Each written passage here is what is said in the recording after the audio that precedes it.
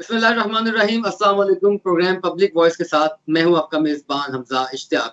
नाज़रीन, कल supreme court of Pakistan ने एक इब्हाम खत्म किया और 5 रुकनी बेंच ने फैसला दे दिया कि इंतखाबात कब होंगे। इसमें तो पहले भी कोई इब्हाम नहीं था, लेकिन इंतखाबात की तारीख कौन देगा ये भी फैसले ने बिल्कुल क्लियर कर दिया। अब 90 रोज के अंदर इंतखाबात होने जा रहे हैं, जो कानून और आइन का फैसला है उसके मुताबिक। लेकिन इसके ऊपर इमरान खान साहब ने कल जमान पार्क में एक वीडियो लिंक से खिताब किया और वीडियो लिंक में खिताब करते हुए एक शुबे का इजहार किया। वो शुबा ये था कि जिस तरह की फिजा कायम की जा रही है, शायद इंतखाबात ना करवाए जाएं। ये इमरान खान साहब का एक शक और शुबा है, जिसके ऊपर उन्होंने पूरी वीडियो लिंक के जरिए खिताब किया है, एक अपनी स्टेटमेंट रखी है। स्टेटमेंट में वही बातें कि ये जिस तरह की फिजा कायम कर रहे हैं और इस तरह का माहौल बना रहे हैं, और इससे लगता नहीं कि इंतखाबात करवाएंगे। हमने जेल भरो तहरीक खत्म कर दी है और हफ्ते से हम बाकायदा तौर पर इंतखाबी मुहिम का आगाज करने जा रहे हैं। और हफ्ते की शाम और इसके हवाले से बहुत सी जो है वो मीटिंग्स भी चल रही हैं, और टिकट्स का भी जो मसला है वो जमान पार्क में जो है वो जेर बहस है कि किसको टिकट्स दी जाएंगी और किसको नहीं दी जाएंगी। लेकिन इस तमाम सिनारियों में इमरान खान साहब ने अपने उसी खिताब के अंदर रिवायती अपना अंदाज अपनाए रखा और मुखालिफिन को आड़े हाथों लिया। आड़े हाथों लेते हुए उन्होंने कहा कि जिस तरह की ये करप्शन करते रहे हैं, 1100 अरब रुपए की करप्शन इन्होंने जो है वो की है पाकिस्तान के अंदर, और ये अभी तक उसको डिस्क्लोज नहीं कर रहे। एनआरओ लेने चाह रहे हैं और एनआरओ मिलेगा नहीं। मैं अपने हफ्ते की रोज जब मैं इंतखाबात का ये बाकायदा जो है ऐलान करूंगा और इंतखाबी मुहिम का आगाज करूंगा, तो तब मैं ये भी बताऊंगा कि मेरा रोड मैप क्या है। पाकिस्तान इंतहाई मुश्किल हालात में है, मौशी मुश्किल हालात में है। अभी तक इनसे IMF के साथ डील नहीं हो पाई। इस तमाम चीजों को लेकर मेरे पास जो रोड मैप है वो मैं बताऊंगा कि मैं किस तरह इस मुल्क को निकालूंगा इस तमाम जो है वो बहरान से। नून लीग हमेशा से जो है वो खान साहब जो है हमेशा बात करते रहे कि नून लीग ने हमेशा पाकिस्तान की जड़ों को खोखला किया है, इदारों को टारगेट किया है। और ये सुप्रीम कोर्ट के फैसले को तस्लीम ना करना भी एक तरह ये अदलिया के ऊपर एक हमला है, जिस तरह पहले भी ये करते रहे। नून लीग की मुकम्मल कोशिश रहती है कि वो किसी भी तरह जो इस तरह के डिपार्टमेंट्स हैं उनको अपने कंट्रोल में लेकर रखे और अपने मुताबिक जो है वो फैसले लेते रहे। लेकिन इन तमाम चीजों का जो असर पड़ रहा है पाकिस्तान की मौशियत के ऊपर वो इंतहाई खतरनाक है। वो हुआ ये कि इस इंतखाबात के इस फैसले के बाद जो इस वक्त मुल्क में फिजा है मौशियत की, वो इंतहाई नाजुक हो चुकी है। आज डॉलर की तारीख की बुलंद तरीन सतह को छू रहा है और जो परवाज है वो रुकने में नहीं आ रही। सुबह खबर आई थी कि 18 रुपए जो है वो मजीद डॉलर की कीमत में इजाफा हुआ है। जो ताजा तरीन इतलात ये है कि 23 रुपए तक जो है वो इजाफा देखने को मिल सकता है। और ओपन मार्केट में भी इसका कोई सर पैर नहीं मिल रहा। जो डिमांड एंड सप्लाई है डॉलर की वो मुतासिर हुई है, और जो मार्केट मैनिपुलेशन है उसमें भी इजाफा हुआ है। जब मार्केट मैनिपुलेशन होगी तो डॉलर्स की अल्टीमेटली जो है वो आप कुछ चंद हाथ उसको कंट्रोल करेंगे। जब चंद हाथ उसको कंट्रोल करेंगे तो मार्केट में डॉलर नहीं रहेगा। डॉलर नहीं रहेगा तो उसकी प्राइस में इजाफा होगा। ये खान साहब ने तमाम एक जो है अपनी कल वीडियो लिंक में ये बातें की थी, और उन्होंने ये भी कहा था कि मैं आते वक्त में महंगाई में इजाफा देख रहा हूँ। और ये महंगाई का इजाफा अल्टीमेटली आप देख रहे हैं कि किस तरह पाकिस्तान की मौशियत के ऊपर हो रहा है। आम जो अवाम है, जो पाकिस्तानी है, वो इंतहाई मुश्किल हालात में है और मौशियत जो है इंतहाई दगरगुम हालात में है। अब इन्हीं चीजों को लेकर जिस तरह डॉलर पे काबू हुआ है, इसी तरह जो इलेक्ट्रिसिटी के जो नर्ख है उनमें भी इजाफा किया जाना मुतवक्का है। और जो महंगाई है उसमें भी 28 से 30% जो उसकी शरह है उसमें भी इजाफा हो सकता है। इन तमाम हालात में देखना यह है कि क्या ये तमाम चीजें, ये डॉलर का बेकाबू होना और ये महंगाई, इसमें सियासी गैर यकीनी का, सियासी पॉलिटिकल इंस्टेबिलिटी का कितना किरदार है। और अगर किरदार है तो क्या सुप्रीम कोर्ट का ये फैसला इस सियासी इबहाम को, इस सियासी गैर यकीनी को खत्म नहीं कर सका, या फिर इसने मजीद बढ़ावा दे दिया है। क्योंकि जिस तरह के हालात आज देखने को मिल रहे हैं डॉलर की परवाज को लेकर और महंगाई को लेकर, लग तो यही रहा है कि शायद जो इन्वेस्टर्स हैं वो इतने खुश नहीं है पाकिस्तान के हालात को लेकर, और ये बहुत बड़ा अलमिया बनता जा रहा है। माह सयाम भी शुरू होने वाला है। माह सयाम में माफिया भी एक्टिव हो जाता है। जो चीजें पहले आपको 100 रुपए की मिलती हैं वो आपको 200 रुपए की कीमतों में मिलेंगी। तो हुकूमत पाकिस्तान का इस फ्रेमवर्क क्या है? सबसे ज्यादा डिस्कसेबल चीजें जो है वो ये हैं कि IMF के साथ हमारे मुज़ाकरात चले, 50% मुज़ाकरात चलने के बावजूद हमें वहां से 50% भी रिलीफ नहीं मिला। अगर 50% भी रिलीफ नहीं मिला तो कितना यकीन है, कितना मुतमईन बख्श ये बात है कि IMF के साथ आगे वाले हमारे मामला जो स्टाफ लेवल के मुआहदे हैं वो आगाज होंगे, तो IMF हमारे साथ कोई मेहरबानी हमारे ऊपर करने जा रहा है या नहीं, क्योंकि पाकिस्तान को इस वक्त शदीद तरीन जरूरत है IMF की। और ये तमाम सियासी जमातें, इवन के इमरान खान साहब भी इस चीज को इंडोर्स कर चुके हैं कि IMF के बगैर इस वक्त पाकिस्तान के हालात संभलने वाले नहीं हैं। और ये हुकूमत जो है ये बार बार बात तो करती है कि सफारती महाज पर हमने बड़ी कामयाबियां समेटी हैं, मुआशी लिहाज पर हमने बड़ी कामयाबियां समेटी हैं। अगर सिफारती लिहाज पर कामयाबियां समेटी हैं तो हमारे दोस्त ममालिक हमारी इस हालत जार पर तरस क्यों नहीं खा रहे? ये बहुत बड़ा सवालिया निशान उठ रहा है हमारी फॉरेन पॉलिसी के ऊपर भी, कि फॉरेन पॉलिसी अगर हमने अपने दोस्त ममालिक के साथ हमारे ताल्लुकात भी ठीक है, दुनिया के साथ हमारे ताल्लुकात ठीक है, तो फिर हम इस तरह दर दर की ठोकरें खाने पर मजबूर क्यों हो रहे हैं? और महंगाई में जो इस कदर इजाफा हो रहा है, हुकूमत पाकिस्तान का तमाम जोर इसी तरह है कि टैक्स लगा दिए जाए, पेट्रोलियम लेवी लगा दी जाए, वो भी लगा दी गई, बिल्कुल जो है IMF के मुतालबात को तस्लीम किए जा रहे हैं, लेकिन पाकिस्तानी अवाम को इससे किसी भी कदर रिलीफ नहीं मिल रहा। और इम्पोर्टेंट क्वेश्चन एक और भी है कि हम अगर बार बार अवाम के ऊपर टैक्सेस बढ़ाते जाएंगे, महंगाई को बढ़ाते जाएंगे, अगर बढ़ा भी लेते हैं तो आखिर कब तक पाकिस्तान की अवाम को रिलीफ मिल पाएगा? ये तमाम मौजूआत ऐसे हैं जिनके ऊपर डिस्कस करना निहायत जरूरी है। तमाम मौजूआत के ऊपर आज एक बात करेंगे, मेरे साथ रहिएगा। We will be right back after a short break, stay with अस।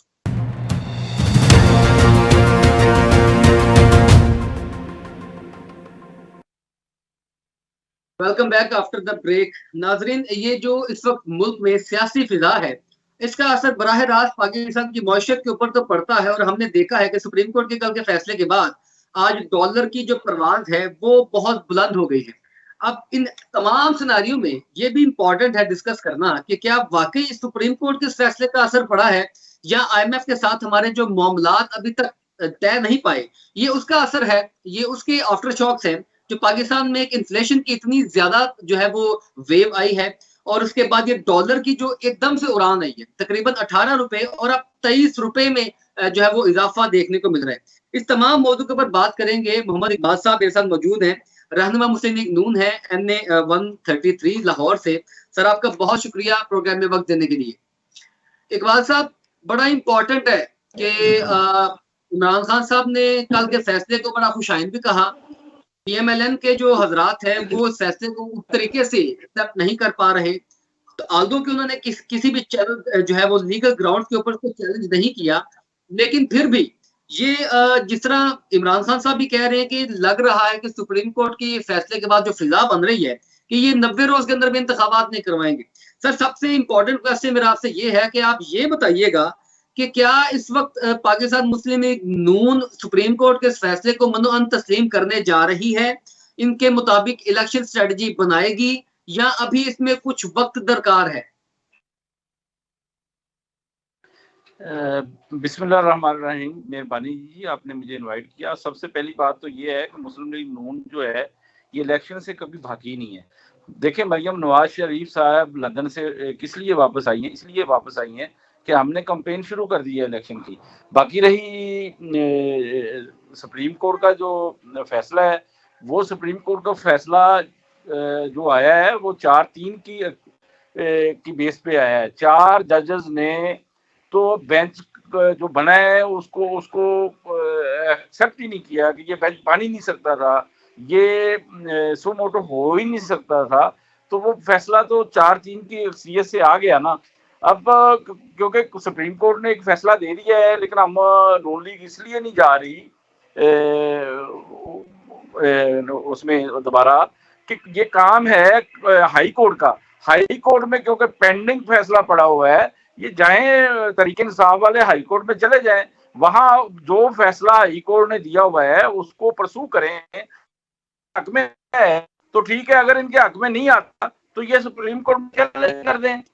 बड़ा इंपॉर्टेंट, फैसला करेगा। ठीक है, वैलिड बात की है, लेकिन इंपॉर्टेंट इसमें यह है कि apex court of law supreme court है पाकिस्तान की, अगर वो इसमें अज़ खुद नोटिस लेकर इसमें फैसला कर रही है तो फिर हाई कोर्ट की एक तो वैल्यू क्या रह जाती है। और अगर आप हाई कोर्ट की भी बात करते हैं तो इसका मतलब यह है कि आप हाई कोर्ट में कहीं चीजों को लेकर जा रहे हैं, आप 90 रोज के अंदर इंतखाबात करवाने वाली बात से डिसएग्री कर रहे हैं। नहीं, इलेक्शन कमीशन ने फैसला करना है। हम तो पहले भी यही कह रहे थे कि इलेक्शन कमीशन जो फैसला करेगा हम उस पर अमल करेंगे। अब सुप्रीम कोर्ट का जो फैसला आया है उसमें आप पनामा में जाके देखें, 5 जज जो थे वो हिस्सा थे, 5 जज, और 3 जजेस ने उसको सुना, सारा केस 3 जजेस ने सुना, और आखिर में जब फैसला हुआ तो 5 जज बैठे। यही चीज हम ये कह रहे हैं कि यही चीज यहाँ पे हुई है कि 9 जजेस का जो वो बैठे थे बेंच में, 2 ने एक्सक्यूज कर लिया, 2 ने एक्सक्यूज नहीं किया, दोनों ये कहा कि हम बेंच में शामिल हैं।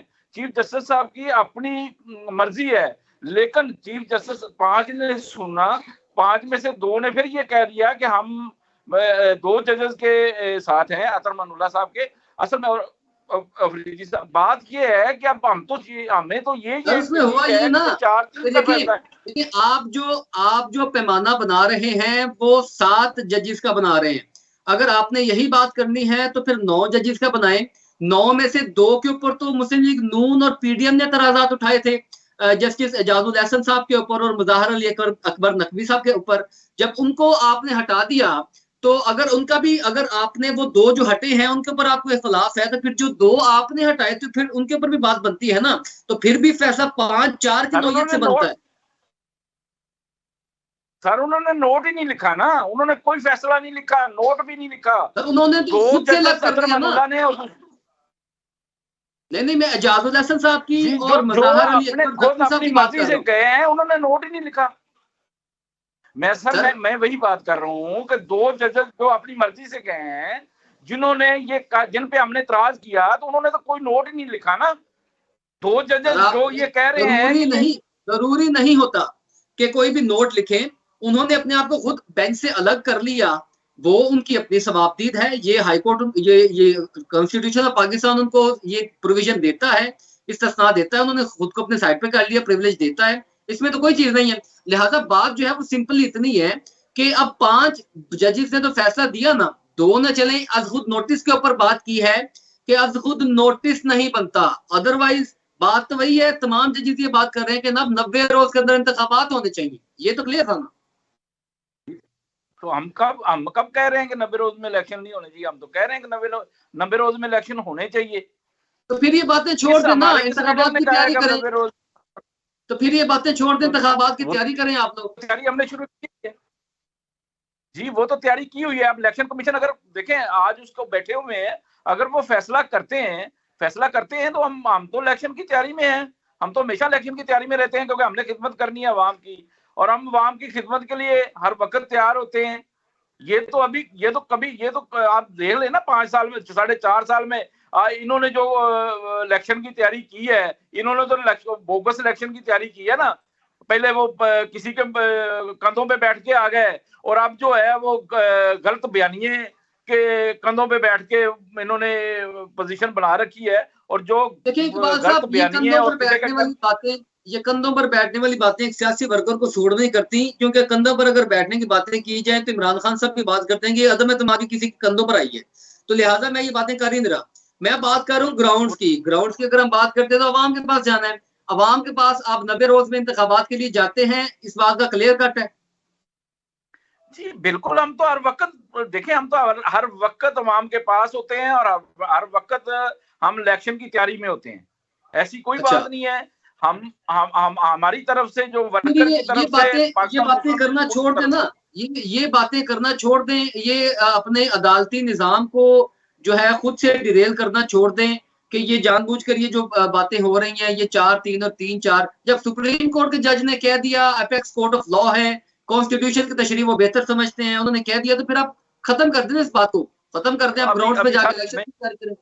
नहीं, अभी तो कोई जज, किसी ने कुछ भी नहीं ने कहा। अभी हम जो फैसला 5 जजेस ने पनामा में दिया, जिसमें 3 जजों ने सुना, 5 जजों ने फैसला दिया, आप चैलेंज क्यों नहीं करते? फिर बहस कर रहे हैं। फिर आपने मजीद कानूनी कार्रवाई क्यों नहीं की? मुस्लिम लीग नून के कल वजीर दाखिला साहब ने आकर कह दिया कि जनाब हम कोई कानूनी कार्रवाई नहीं करेंगे, तो फिर सर बात तो खत्म हो गई ना। तो हम तो कह रहे हैं कि जब वक्त आएगा, बातें भी नहीं करें। अब मुझे ये बताएं कि सुप्रीम कोर्ट के फैसले पे कोई इतराज कर सकता है? इतराज तो है ही नहीं। जो सुप्रीम कोर्ट का फैसला आया हम उसको कबूल करेंगे। आगे जो इलेक्शन की तैयारी है वो हमारी पूरी है, हम कर रहे हैं इलेक्शन की तैयारी और इंशाल्लाह ताला इलेक्शन की तैयारी। अब आते हैं इलेक्शन की तैयारी की जाने, इलेक्शन की तैयारी की जाने जाते हैं सर। इलेक्शन की तैयारी, आप इतनी महंगाई करके, डॉलर की परवाज बेकाबू, खुर्दनी अशिया आम इंसान की पहुंच से बाहर, महंगाई में इजाफा, पेट्रोलियम मसनूआत में इजाफा, आप किस तैयारी के साथ जाएंगे? जी बिल्कुल बिल्कुल, वाम जो है ना, वाम वो देख रही है कि ये महंगाई की किसने है।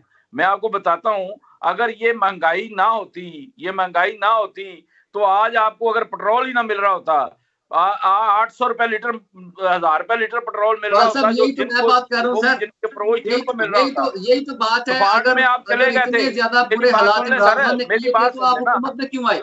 मुझे ब्रेक पर जाने के बाद साहब, इतने बुरे हालात इमरान खान ने किए थे तो आप हुकूमत में क्यों आए? और दूसरी बात ये है कि अब अगर सर मुझे ब्रेक पर जाना है, मैं बिल्कुल आखिरी बात कहूंगा कि देखें, अब तो आपने ये बात की ना कि अवाम देख रही है, तो मैं आपको भी ये बताना चाहता हूँ कि अवाम देख रही है सर, खुली आंखों के साथ, खुले कानों के साथ, सब सुन रही है, समझ रही है, और वो बेहतर फैसला करेगी। जितनी आपने महंगाई की है, हम देखते हैं कि क्या असरात निकलते हैं इस चीज के। बहुत शुक्रिया आपका प्रोग्राम में वक्त देने के लिए। मोहम्मद इकबाल साहब, रहनुमा मुस्लिम लीग नून ने हमें प्रोग्राम में ज्वाइन किया था। नाजरीन, अब वो इस बात के ऊपर क्लियर कट है कि हम इलेक्शन की तरफ जाना चाह रहे हैं, इलेक्शन की तरफ जाएंगे, हमारी तैयारी मुकम्मल है। मजीद गुफ्तगू का सिलसिला जारी है, हम ब्रेक पर जाते हैं। We will be right back after a short break, stay with अस।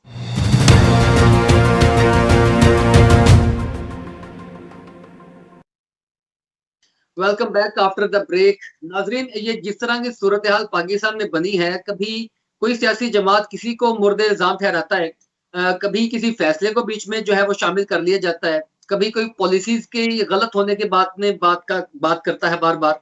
लेकिन इन तमाम हालात में जो पाकिस्तान के साथ हो रहा है वो ये है कि तकरीबन महंगाई में 28 से 30% जो महंगाई की शरह है उसमें इजाफा हुआ है।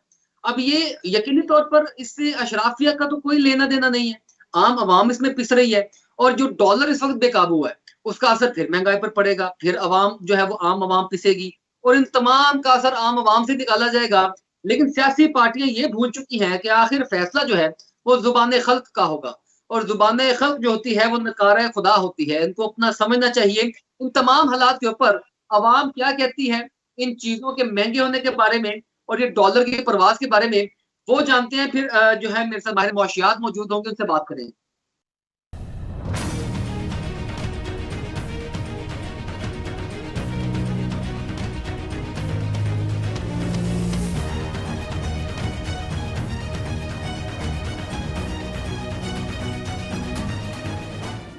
इतनी महंगाई में आवाम का घर चलाना तो दूर, गुजर बसर भी मुश्किल हो गया। इसी हवाले से मजीद जानते हैं यहाँ मौजूद लोगों से। एक जनाब हमारे साथ मौजूद है, इनसे बात करते हैं। अस्सलाम वालेकुम। वालेकुम अस्सलाम। मुझे बताएं, आजकल हर चीज़ ही आसमान से बातें करिए, क्या कहेंगे इस बारे आप? इस बारे में मैं ये कहूँगा कि ये हुक्मरान और ये गवर्नमेंट बिल्कुल फेल है, और इनको कोई हक नहीं है कि इस तरह आवाम के ऊपर जुल्म करने का। ठीक है, हर तरह के तबके के लोग हैं, लेकिन उनकी पहुँच से दूर हो चुकी हैं। सिर्फ वो बेचारे अब ये जो फल फूल ये चीज़ें भी उनसे दूर हो गई हैं। सिर्फ आटा और वो भी था, लेकिन वो भी अब इतना महंगा इन्होंने कर दी है खबीसों ने कि वो भी इंसान की पहुंच में नहीं रहा।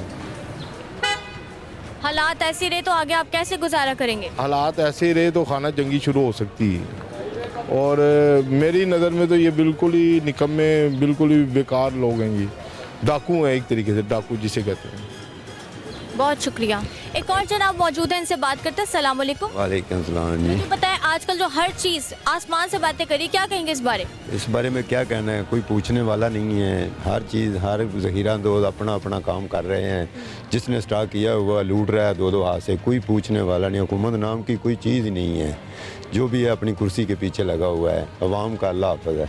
तो हालात तो ऐसे रहेंगे तो कैसे गुजर बसर करेंगे आप? अल्लाह ने वादा किया हुआ है कि वो खाना देगा, वो रिज़्क़ का वादा तो अल्लाह ने दिया। वही अल्लाह कुल्ले शायन कदीर है, वो तो देगा। लेकिन इनके पास की बात ही नहीं है। जो ये कर रहे हैं, ये फ़िरौन वाला काम कर रहे हैं सब। Thank you. अस्सलाम वालेकुम। मुझे बताएं, महंगाई इतनी बढ़ती जा रही है, आप भी महंगे दामों सब कुछ बेच रहे होंगे, तो आवाम यहाँ ख़रीदारी करने आ रही है कि नहीं आ रही? आवाम आ रही है, पहले जैसी रूटीन नहीं रही।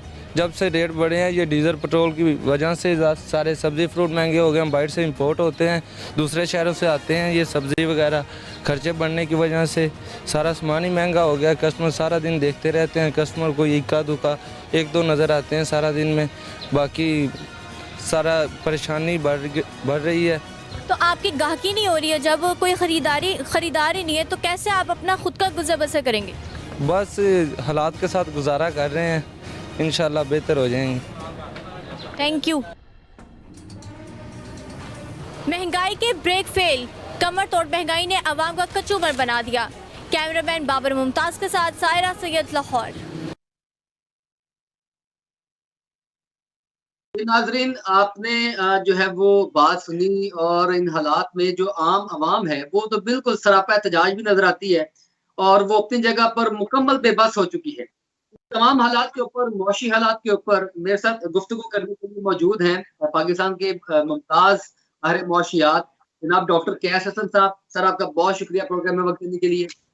और सब आपकी बड़ी गहरी नजर है मईशत के ऊपर, आप बड़ा फॉलो करते हैं, तमाम चीजों को देखते रहते हैं। अब अल्टीमेटली में अपने अवाम की जो है दुहाई वो भी सुन ली है। इन हालात में आप क्या महसूस कर रहे हैं? आप डॉलर की परवाज इतनी 28 से 30% शरह महंगाई में उसमें इजाफा हो रहा है, पाकिस्तान किस जगह पे जा रहा है सर? देखें, दो पाकिस्तान हैं, एक अवाम का पाकिस्तान जो डूब रहा है जिसमें मुश्किलातें बढ़ रही हैं, और दूसरा हुक्मरानों का पाकिस्तान जिनके पैसे बन रहे हैं इस सारे के अंदर। ये जो करप्ट पैसा है, स्मगलिंग से पैसा है, ब्लैक मनी है, वो इस वक्त डॉलर में छुपाई जा रही है, जिसकी वजह से डॉलर ऊपर जा रहा है। आज तो ज़्यादा वजह ये भी बनी कि पहली तारीख है, नई एलसीज खुल रही थी, तो मगर साथ ही वो मॉनेटरी पॉलिसी भी आ गई जिसमें 2% ऊपर कर दिया ये शरह सूद। तो नेचुरली जो कारोबार है क्योंकि नहीं चल रहा है, तो अब लोग बेच के कारोबार डॉलर खरीद रहे हैं और इस मुल्क से बाहर ले जा रहे हैं ताकि यूरोप और ऑस्ट्रेलिया और कनाडा में वो इन्वेस्टमेंट कर लें और ज़मीनें खरीद लें।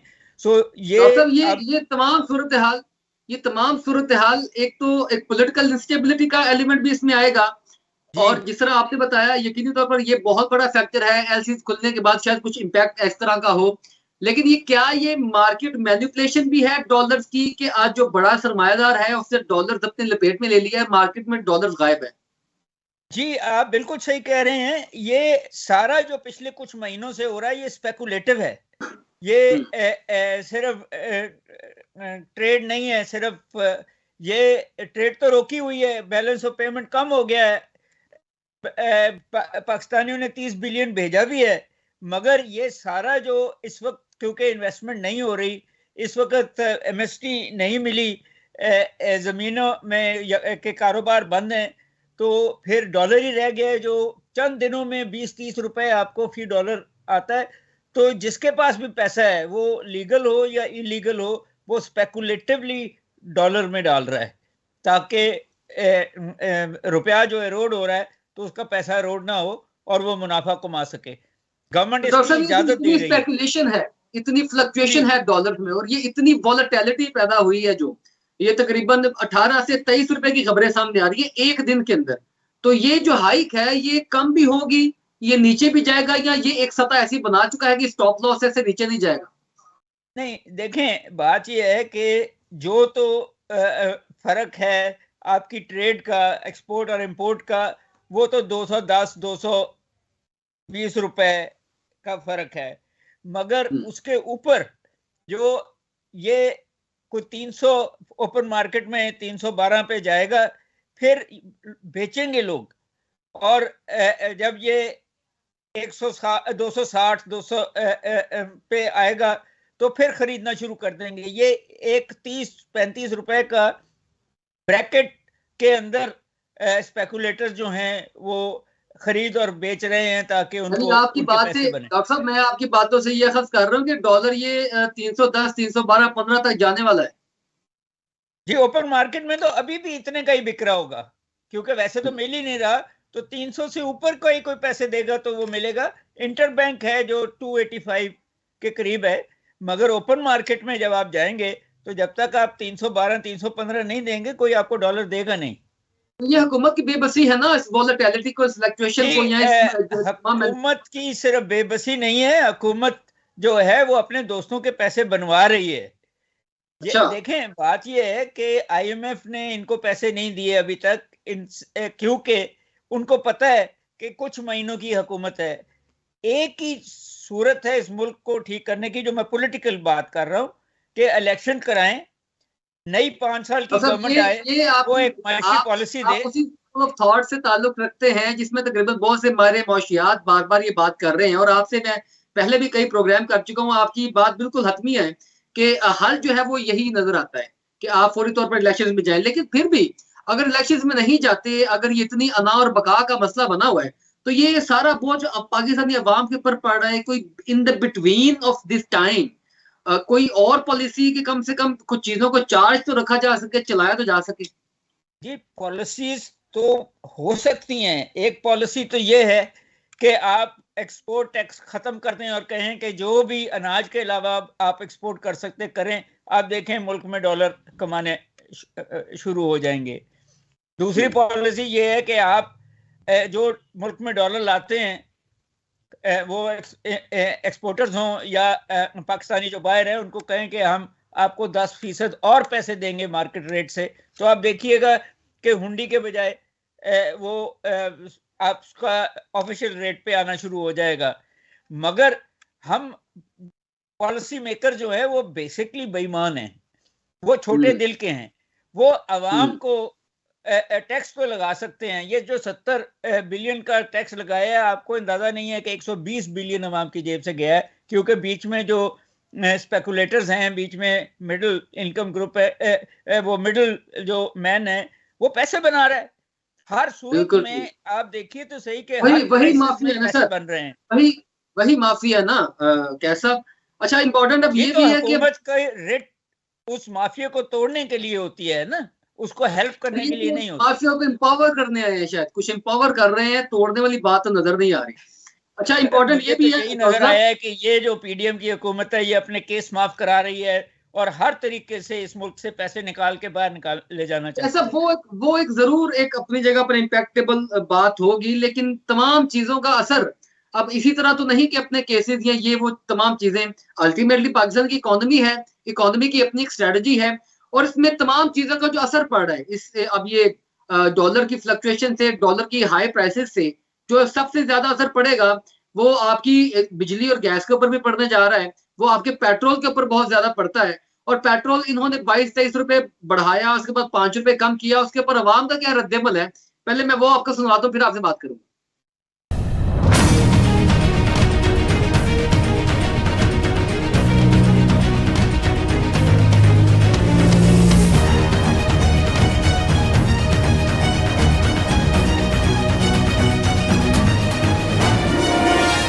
15 दिन पहले पेट्रोल की कीमत में 22 रुपए का इजाफा किया गया था। हालिया में 5 रुपए का रिलीफ दिया गया। इसके बारे में लोगों से बात करते हैं और जानते हैं कि 5 रुपए का जो रिलीफ दिया गया है इससे उनके रोजमर्रा की जिंदगी पे कितना असर पड़ रहा है। ये पेट्रोल की बढ़ती कीमतों की वजह से हम इतने परेशान हैं कि यकीन करें कि ना खाने के लाले पड़े हुए, उधर से पेट्रोल आने जाने का सफ़र इतना अजाब पड़ा हुआ है। ये 5 रुपए या 6 रुपए कम करके हमारे पे कोई एहसान नहीं किया है।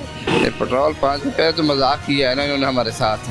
5 रुपए बढ़ाया है इन्होंने, 20 रुपये, 25 रुपये, 22 रुपये, लेकिन 5 रुपये तो बहुत कम है। इन्हें कम से कम 50 रुपये कम करना चाहिए था। ये जो मजदूर आदमी हैं उन पे बहुत असर पड़ रहा है इस बात का कि दिन ब दिन महंगाई की वजह से बेरोजगारी हो रही है, मुश्किलात हो रही है। 5 रुपए पेट्रोल में इजाफा करके 5 रुपए का आज रिलीफ दिया है, तो 5 रुपए रिलीफ से आपकी रोजमर्रा जिंदगी पे क्या असर पड़ेगा?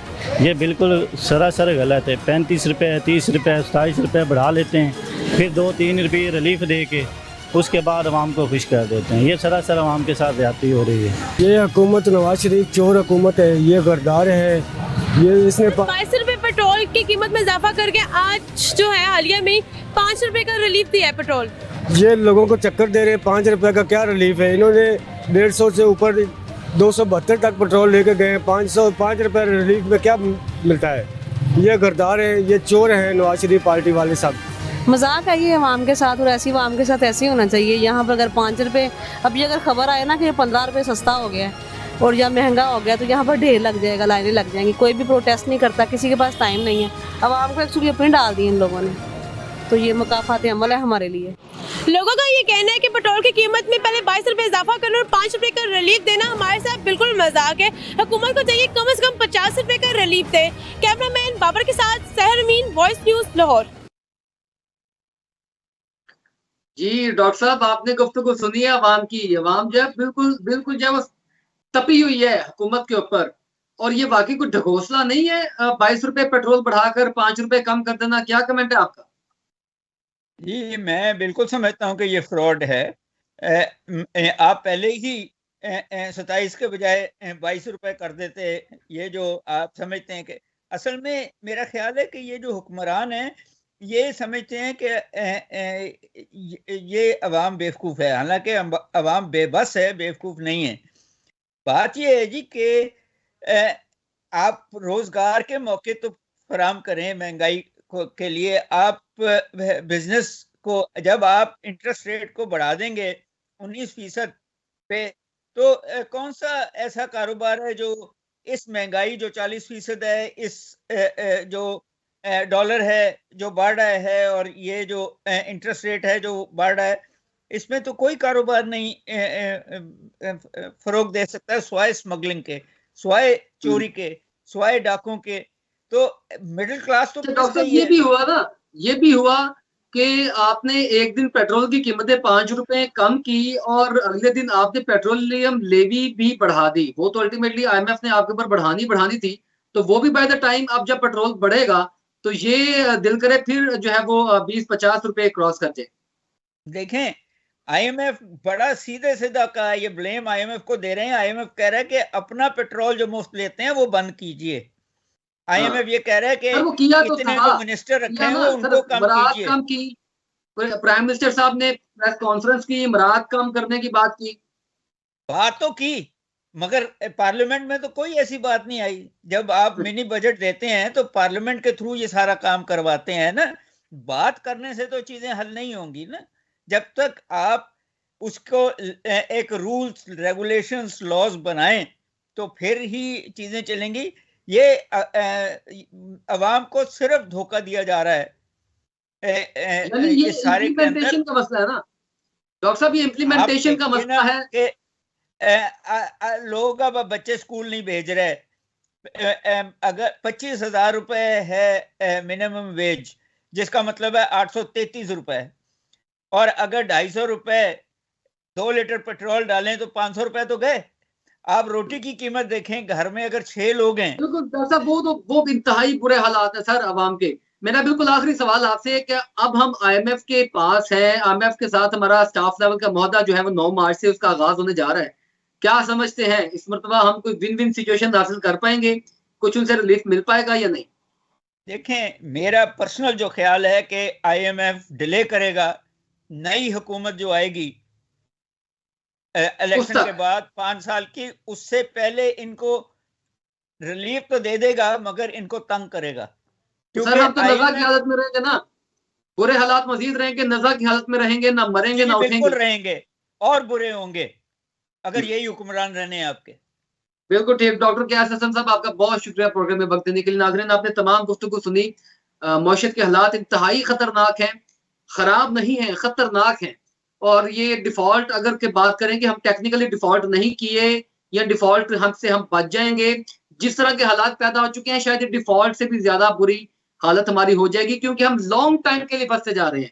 इसका तदारुक करें और तमाम हमारे मुआशियात एक ही बात के ऊपर आकर अपनी बात का इख्तिताम करते हैं, वो ये कि पॉलिटिकल इंस्टेबिलिटी को खत्म किया जाए और बेहतर फैसले किए जाएं ताकि पाकिस्तान का कुछ जो है अल्लाह ताला हम पर कुछ रहम करे। नाज़रीन, आज के प्रोग्राम से इतना ही, इजाजत दीजिए, अल्लाह।